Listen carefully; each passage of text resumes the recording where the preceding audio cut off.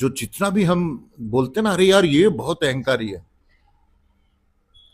मैंने आपको बताया एक किस्सा मेरी वाइफ का, कि मैंने उससे कहा, बोला अरे वो नया बॉस आया बहुत अहंकारी है।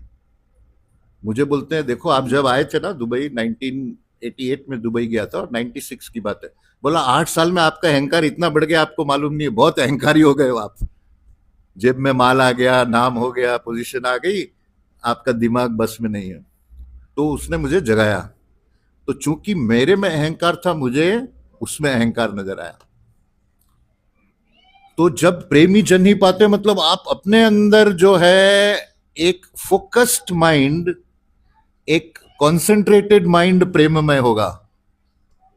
अगर आपको टेस्ट लेनी है, किसी किसी कोई बोलता है मैं संत हूं, मैं आध्यात्मिक हूं, मैं स्पिरिचुअल हूं, मैं एलिवेटेड हूं, बस एक छोटी सी टेस्ट करो कि इसमें प्रेम है कि नहीं।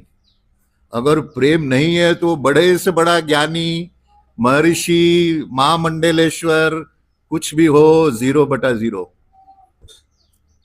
वो कौन, किसने कहा है ना, 2.5 अक्षर प्रेम का। हाँ, कबीर, हाँ, 2.5 अक्षर प्रेम का। और अगर आप में प्रेम है तो सब दरिया में डाल दो, कुछ किसी चीज की जरूरत नहीं।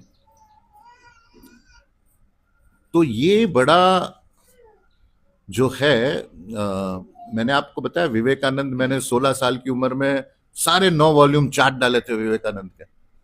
एक एक उसका स्पीच के एक एक वर्ड मुझे याद होता था। और विवेकानंद क्या था, प्रेम से भरे।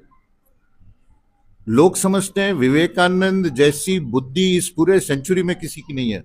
इतनी प्रखर बुद्धि, हर चीज लॉजिकली। वो उन दिनों मैं सोचता था, वो आज जो क्वांटम फिजिक्स नतीजे पे पहुंचा है, मैं 14 साल की उम्र में विवेकानंद की किताबों में वो पढ़ा है मैंने, साइंस। विवेकानंद क्या कर, मैं सोचता था ये क्या बोलता है, ऐसे हो सकता है क्या।